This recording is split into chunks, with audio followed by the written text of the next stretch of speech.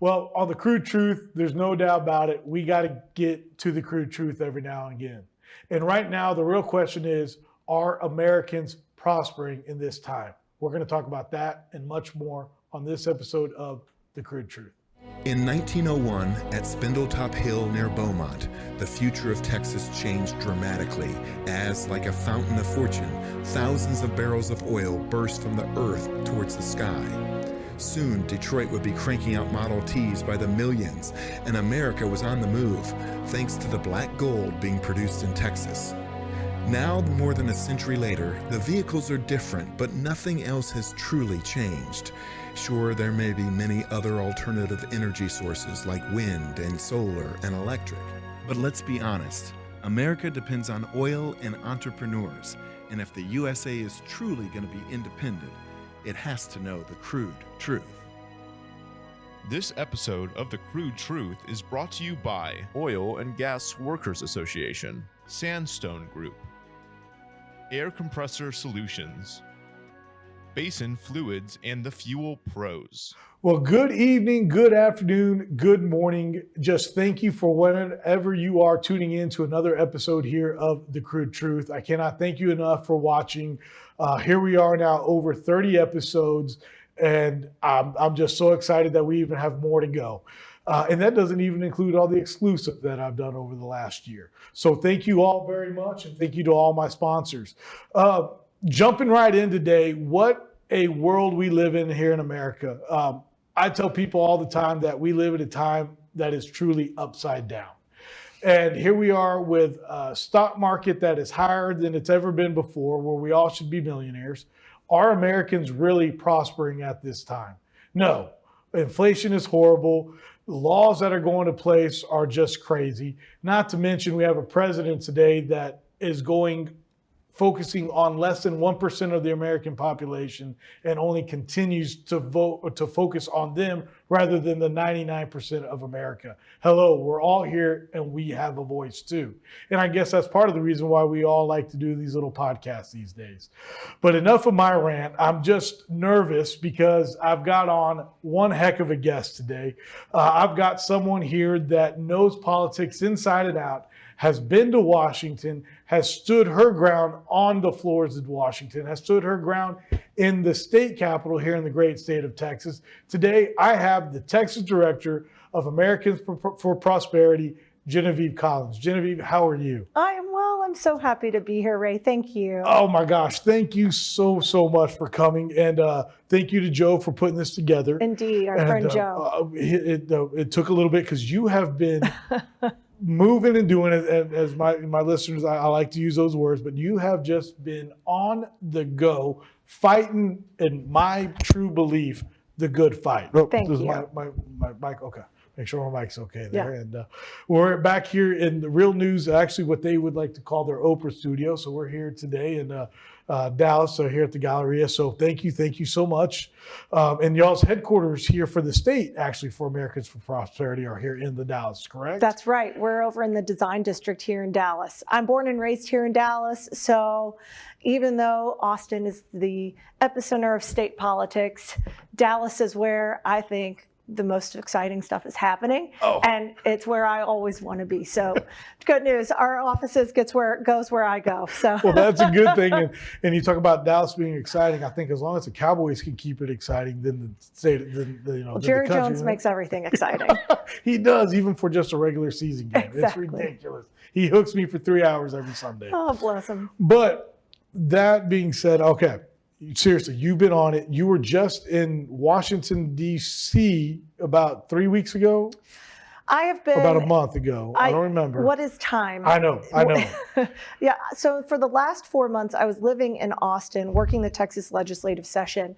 Americans for Prosperity, we work at the state and at the federal level. Here in Texas, we are the largest nonpartisan grassroots and policy organization in the state of Texas. Yes. I was just telling you, I have 13 offices across the state with 30 full-time employees, 80 part-timers, and over 156,000 unique activists.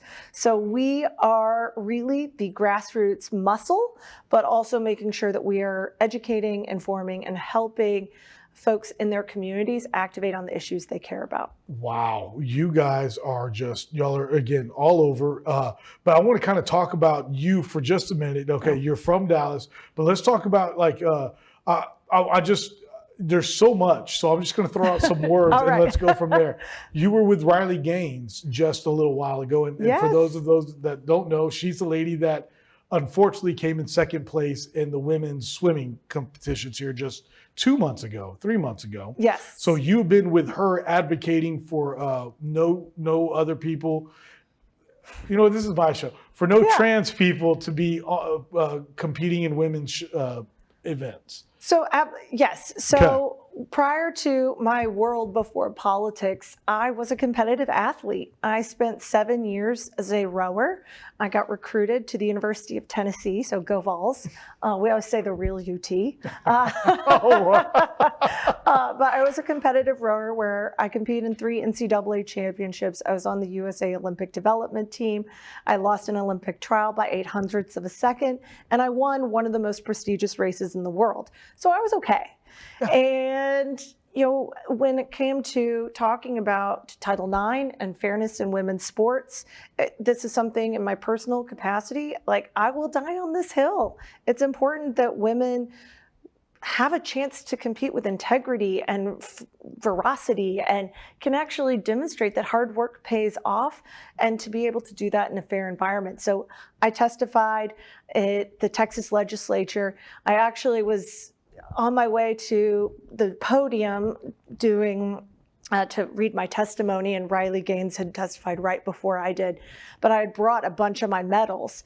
And so I get up to the podium and I had kind of run out of time, like what to do with my hands. So I just put everything down, and then I just started putting on all these medals, and it became its own moment because there were a lot of them.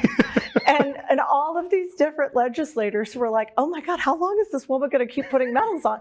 I mean, I looked like Mark Spitz, just medals everywhere, you know, and I was like, this is who I am, but this is not about my athletic past. This is about the future of young women being able to compete and having a voice. It is. And, you know, and that's just one of the things, you know, there's so much again that I want to talk about. And I'm just going to say them right now for my listeners. I want to talk about the state legislation because it ended. Now we're getting ready to go into a special one, or maybe by the time this is out there, we're in a special one. But also all the things that Americans for Prosperity, what y'all are working on, other than the educations, like what are some of these specifics that y'all are doing? And let's start there. Sure. Yeah. So what is it like? What are some of these more important issues that you guys are looking at and helping out with here at the state and federal level? So first off, we believe that Texas creates opportunity and achieves results, while DC creates one-size-fits-all solutions and hopes for improvement. And so through that lens, we look at how are the policies of what's happening in Texas making the world, making Texans' lives better compared to how Washington, D.C. just can't get their act together and keep passing legislation that is hurting people, putting people down, and making lives harder and more expensive. Right. And so in that regard, we'll talk a little bit about the state legislature, but the federal level, Americans for Prosperity, one of the things that attracted me to them is that I always felt like there wasn't an organization that was the taxpayer champion. You know, there's all these specialists in the, you know, gun world or the abortion world or the free speech world. Like there's specialists on both sides. Yeah. But I never felt like there was an organization that really was a specialist on taxpayer issues. Okay. And that's really what Americans for Prosperity does. It looks on the issues that are based on how do your taxes work? What does your tax dollars go to? Healthcare, education, public safety, national security. These are major issues that affect every American. Yeah. And how do we ensure that, one, we stop this reckless, wasteful spending, that, you know, we're paying more and getting less. Yeah. And we have got to talk honestly as a nation, but also as neighborhoods, that it's not acceptable for year over year for us to be paying more for eggs, for milk, for groceries, for gas, that we're taking home less in our paychecks than we did 4 years ago. We've got to stop this wasteful spending. But we also have to get back on a path where people can believe that they can be prosperous, that they can create their version of the American dream, and that they can be included in that process, and that not everything is so divided, that we can have conversations. And so we try to be a conduit to do that. You know, you mentioned the American dream, and I heard some ladies and a lot of people, and I'm not for this person or advocating for him, but it's that Senator Tim Scott that's now running for president, and how people are calling him the exception to the American dream. Oh gosh. And I took offense to that, and I think a lot of other entrepreneurs should that are minorities should also take offense, because the American dream is for anybody, and anybody can grow up and do what they want. I mean, for goodness sakes, you know, we don't hear people talking about anymore about, you know, the days of anybody can be president. You can be president when you grow up. All right. It was more true than ever in 2016 when President Donald Trump became president. Okay. Man that wasn't built, grown, and raised to be in politics. Right. And so I think that should tell any young girl, any young boy that, hey, you can be president too one day. You put your mind to do something, you can do it. Or you can be a senator of freaking, what is he, South Carolina, North Carolina? Yeah. And if it's South Carolina, that was actually, if the people go back and look at their history, that means they were one of the Union state, Confederate states during the Civil War. Yeah. Okay. That says a lot about that. The capital of the Confederacy was based in South Carolina. Yeah. So no, he's not an exception. He is a true American dream. And getting back to Americans for prosperity, no, we don't have a world right now here in America where we have so many opportunities, because the economy is horrible. Our security national-wise is terrible.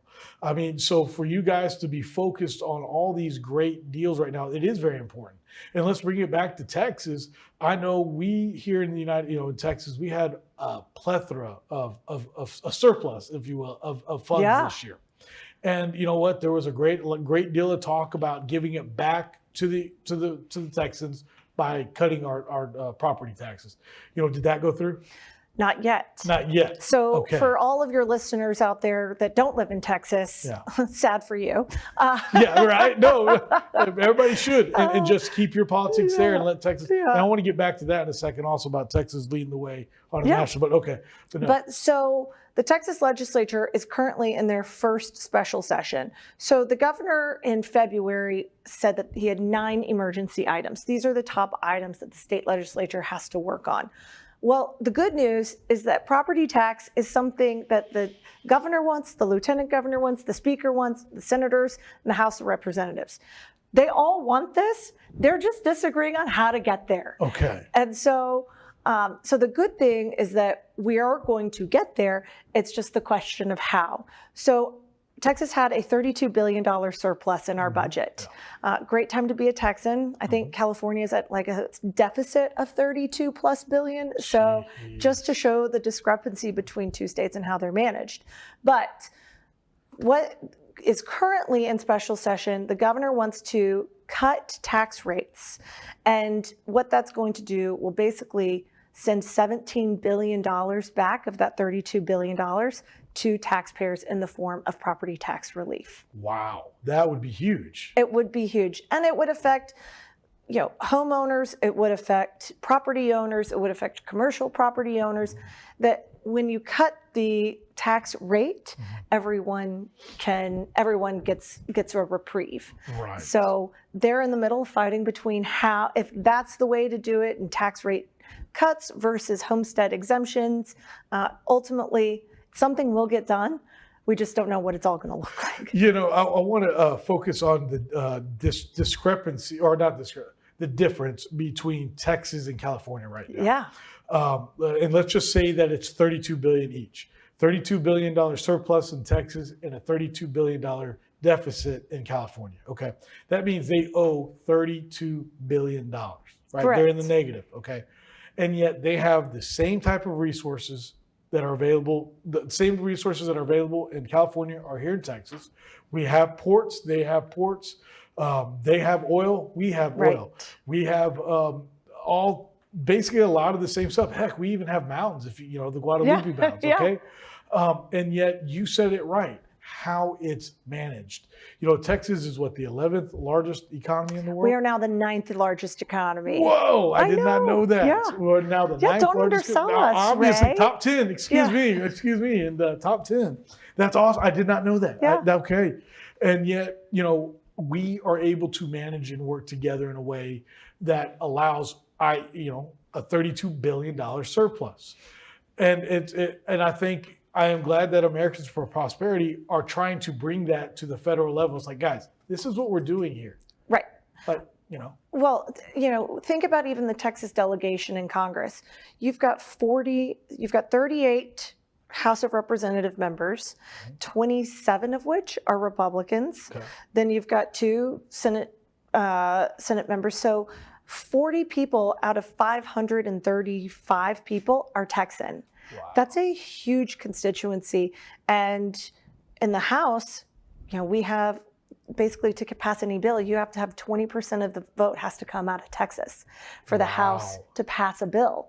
So there's a lot that Texas can really lead on, and our members of Congress really are doing that, whether it's Congressman Jody Arrington and talking about the budget and actually having someone be focused on having a balanced budget and saying that we have to end this wasteful, reckless spending, and we need to go back to pre-COVID levels of spending. That's right. We've got folks like that. We've got folks like Wesley Hunt, or there's an August Pfluger talking about the need for Texas oil and gas, that when Texas is energy dominant, Yes. America is energy abundant. Yes, ma'am. And that abundance creates independence. Preach it. And if we have Texas really leading the narrative, which is what Americans for Prosperity is trying to do, is really ensure that that narrative, that Texas policies and that Texas optimistic way of thinking, and then more importantly, way of innovating into action, is how you can create more abundance for everybody.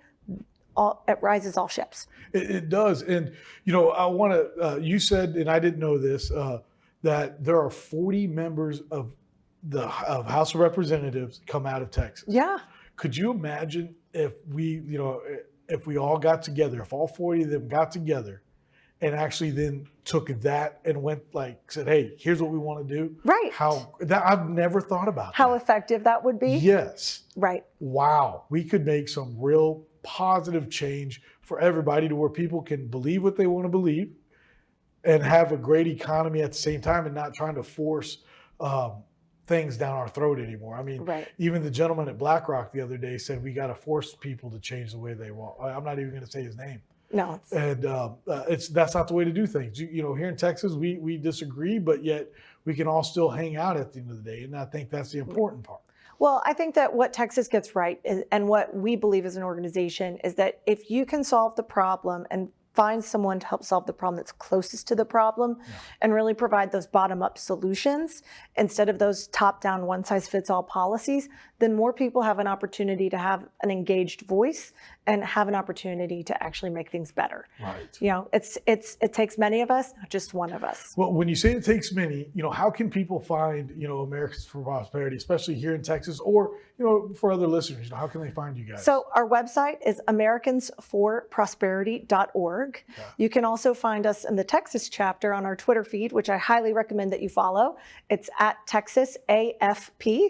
So our acronym is AFP. So if I say that from now on, now you'll know it's Americans for Prosperity. Okay. And then you can follow me at GCollinsTX on Twitter. I love it. I love it. I want to dive into the session, the Great. Texas State session. So for everybody out there, get ready and get your notepads out, because if you're not from Texas, this is how we need to do things, and probably how your state should do it. No, I'm joking. Thank you to all my listeners. But let's talk about that. Okay, we touched on Property we tax. touched on property tax. What are some of the other great things that did come out of this session?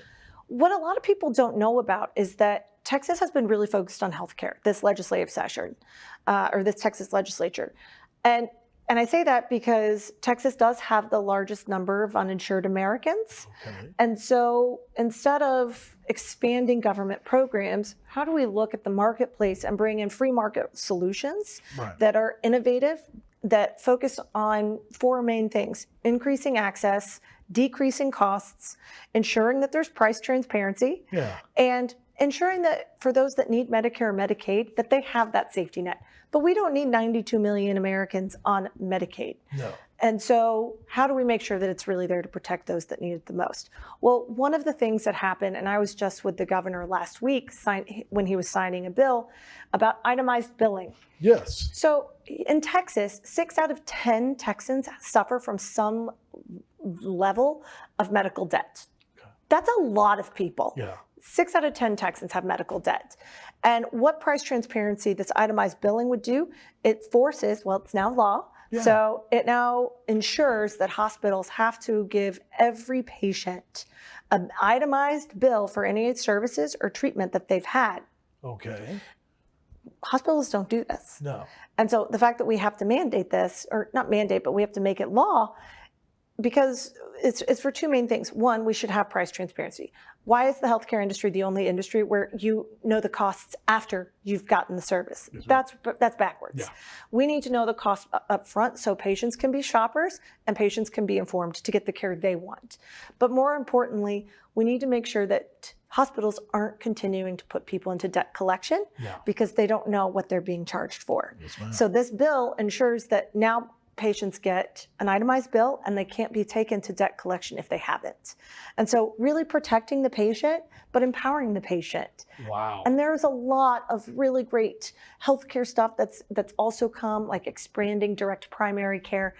What that is, it's basically a Netflix subscription to healthcare. Okay. But it's with your real doctor. So you're no longer having a 15-minute meeting with your doctor. You have an hour-long meeting with your doctor and you're getting real care, but you're just paying a monthly subscription fee for it and you don't have to deal with insurance. Oh, that's nice. You can have insurance. Yeah. But if you don't, you can just pay a flat $60 a month and get real care without going to an emergency room. Wow. See, and you said it when you listed off the four different things, it's like those should be just the four things and we shouldn't have to be forced. These are not provocative concepts. No, they're not provocative concepts. You let the free market decide and we wouldn't have to have another 6% of our paychecks go towards healthcare every month. Well, exactly.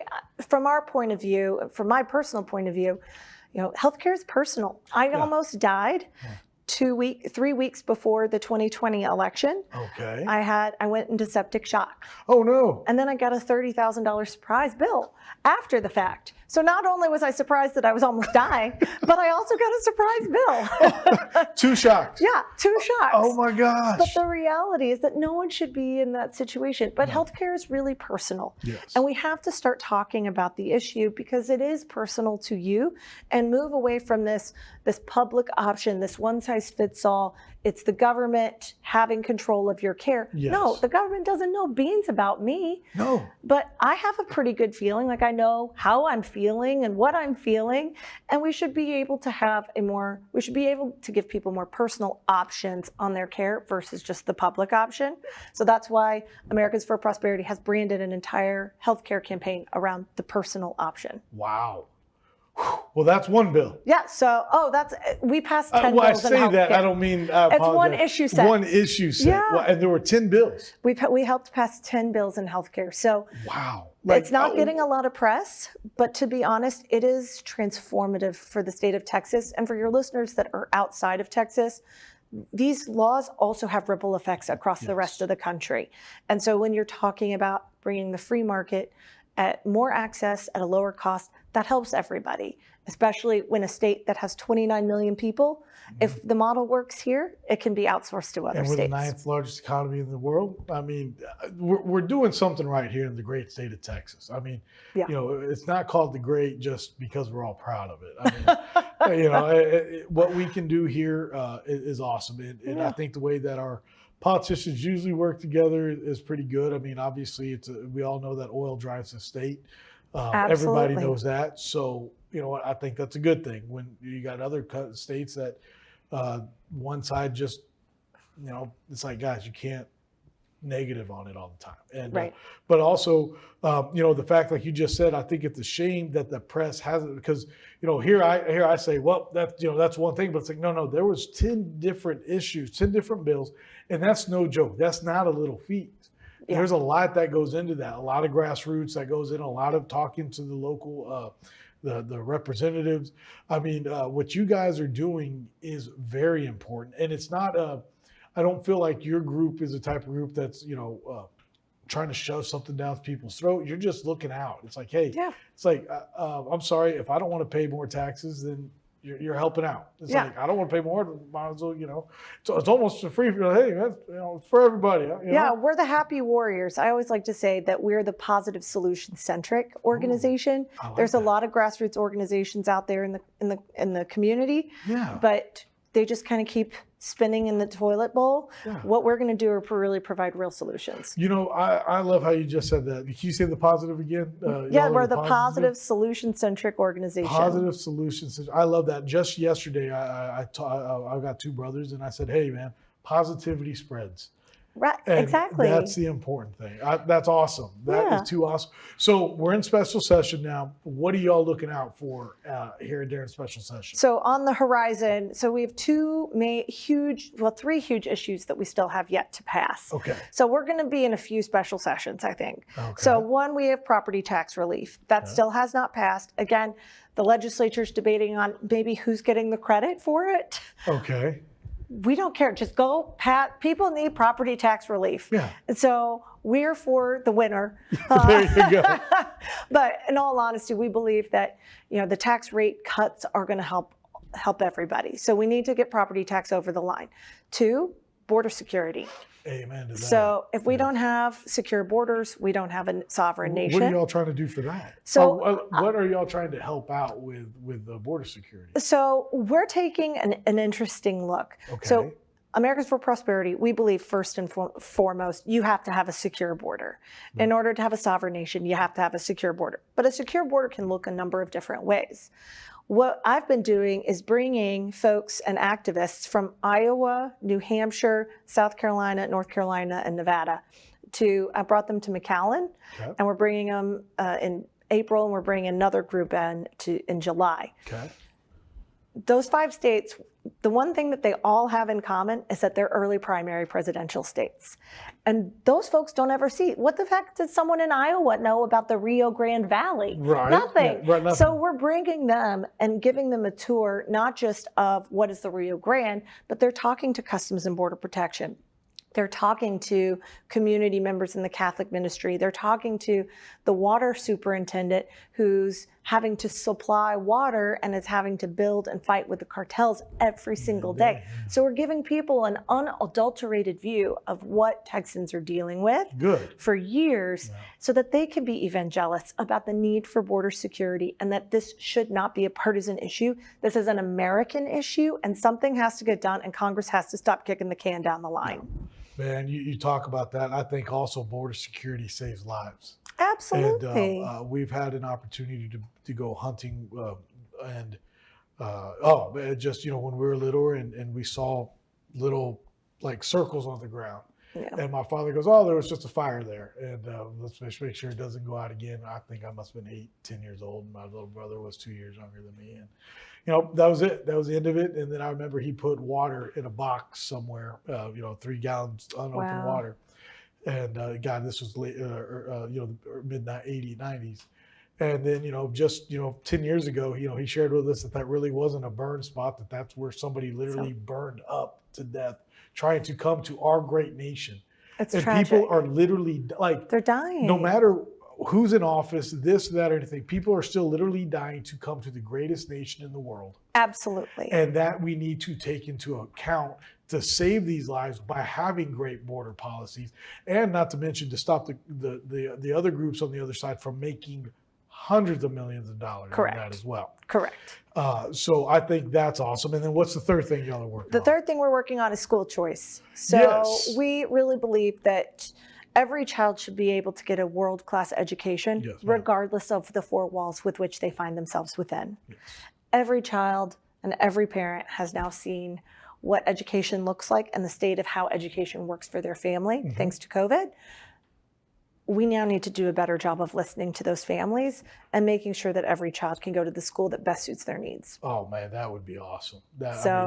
We have It is a big fight. There's 35 other states in the country that have some version of school choice. Okay. Maine even has private school choice, whereas Texas does not. Oh, wow. Then you've had 11 states just over the last 5 months that have passed education savings accounts.